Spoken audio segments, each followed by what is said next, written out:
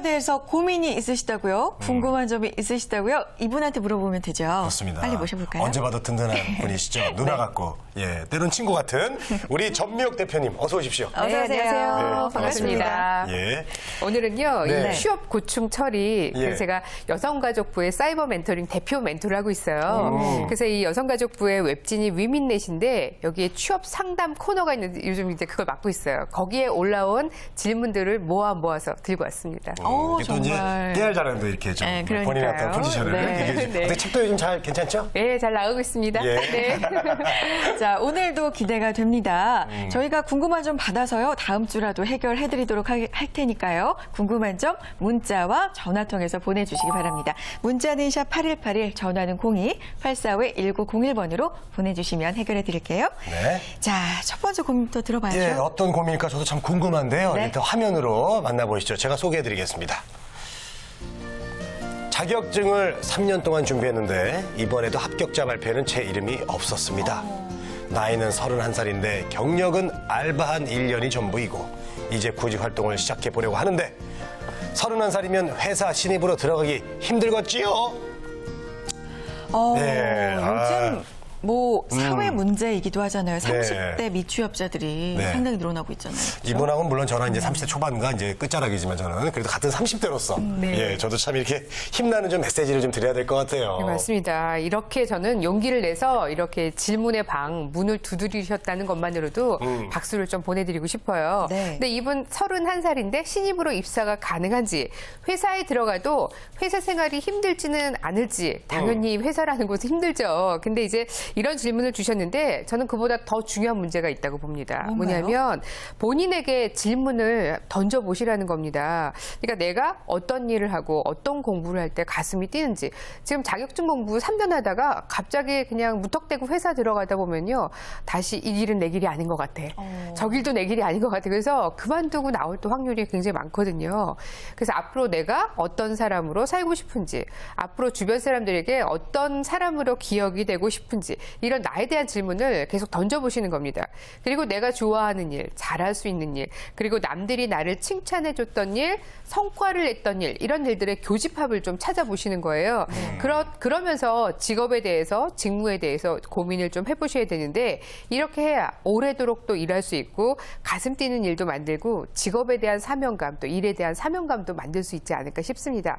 우선은 그래서 이분께 조언을 드린다면 나에 대한 질문을 먼저 던지시라는 겁니다. 그래서 내가 어떤 사람인지를 알았다면 그거에 맞춰서 관심 분야를 만드시고, 이 관심 분야에 따라서 관련되는 업종 또 회사를 찾으실 수 있겠죠.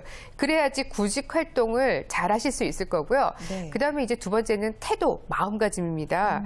사실 신입이라고 하기에는 뭐 많은 나이일 수 있어요. 네네. 그런데 당연히 힘들겠지만 자존심 상해하고 배우겠다, 이런 자세를 갖추는 게 중요하지 않을까 싶습니다.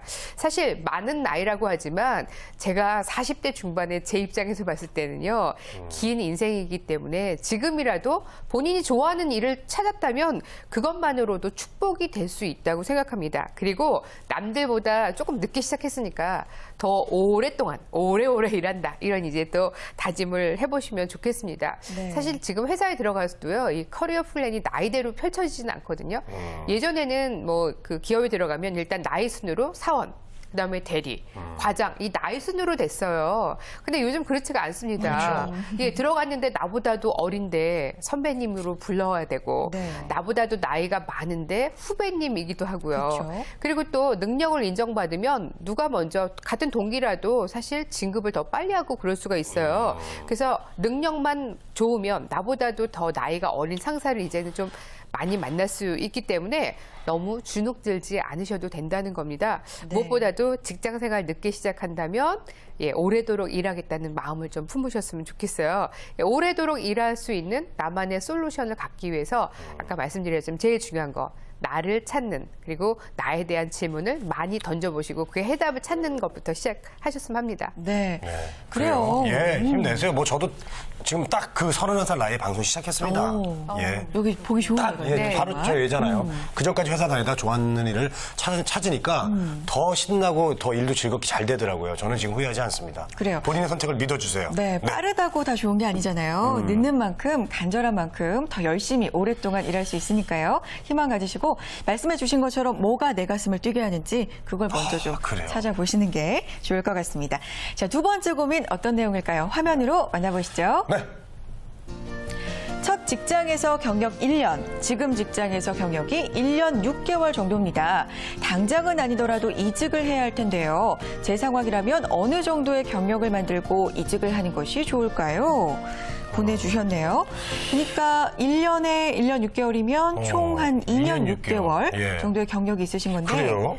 경력직으로 이직을 하려면 예. 이게 부족한 경력일까요? 일단 우리 저 전반장님한테 여쭤보고 싶은 게 네. 보통 몇 년을 해야지 이거 경력 정도 된다 이렇게 해주나요? 저는 늘 이야기하는 게 적어도 만 2년은 넘겨야 만 된다. 2년? 예. 봄, 여름, 가을, 겨울 두 번은 두 번을. 겪어봐야 된다. 직장 생활 안에서. 그래야 직장인들의 희노애락. 봄, 여름, 가을, 겨울을 두 번은 겪어봐야지 회사도 알고 조직도 알 수 있다. 이 말씀 좀 드리고 싶어요. 네. 근데 우리가 이 커리어 만드는데 경계해야 될 부분이 뭐냐면요.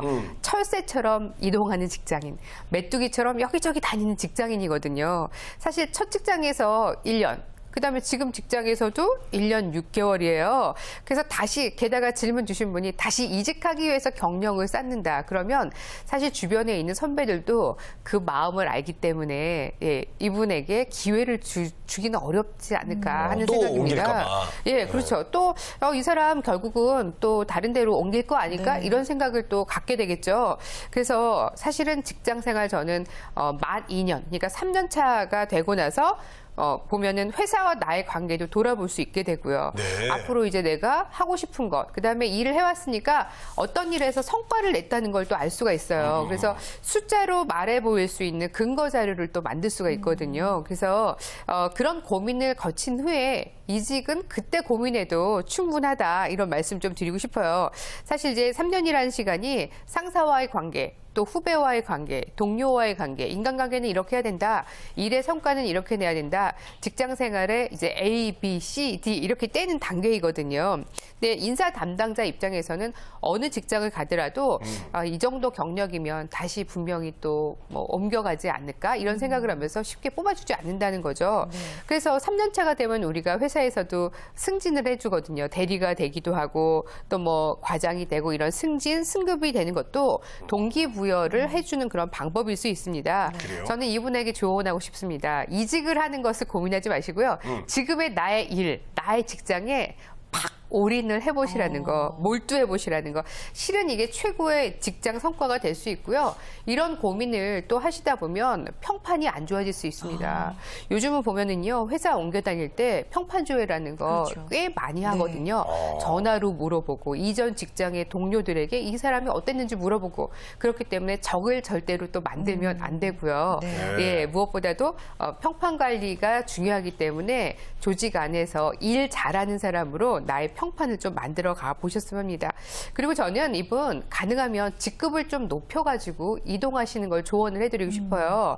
그래서 지금 직장에서 직급을 높여서 이동을 할 수 있다면 다음의 직장에서도 유리한 고지를 차지할 수 있습니다. 그래서 지금은 무엇보다도 회사에 올인하시고 조직에 올인하시고 지금 만나는 주변의 동료들에게 올인하시기 바랍니다. 그래요. 그리고 나 자신을 위한 이 전문성, 기초공사를 탄탄하게 다지는 시간을 만들어 가셨으면 합니다. 네. 중요하죠. 홍선혜 씨는 제가 다른 데로 가면은 어떻게 평판을 얘기해 주실 거예요? 열심히 하고. 잘 얘기해 주실 거예요? 그렇죠. 재치 있고 이렇게 얘기해 드려야죠. 잘해놨고 평소에 잘하시니까. 제가 잘 해놨군요. 예. 네. 그렇습니다. 이게 경력을 위해서 이직을 하는 게 아니라 전문성을 좀 키워가지고 남들이 오히려 오라고 그렇죠. 스카우트 당하게 그렇게 가는 게 모양새도 더 좋고. 그러니까 아까 있을 때 잘해. 그러니까 좋은 평판을 만들어야 된다 그랬잖아요. 있을 때 정말 잘하는 게 중요합니다. 그래서 회사 안에서도요.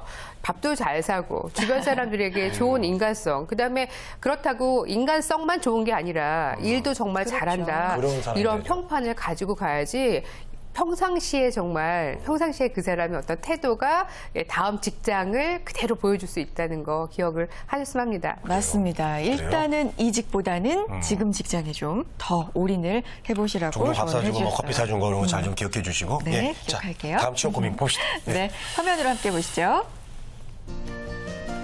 저는 50대 후반 베이비 부머 세대랍니다. 100세 세대를 살아가면서 일을 계속해야 하는데 걱정이 앞서네요. 20년 동안 114 안내 업무를 한 경력이 전부인데요. 저에게 도전할 수 있는 직장이 궁금합니다.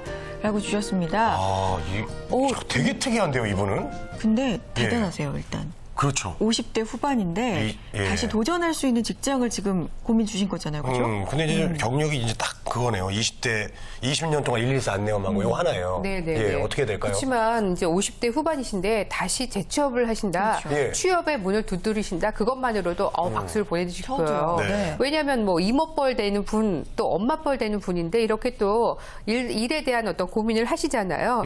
그래서 뭐 114 전화 안내 업무를 20년 하셨는데 그것만으로도 충분히 큰 경력이 될 수 있습니다. 예. 특히나 커뮤니케이션 능력이 탁월하실 거 아니에요.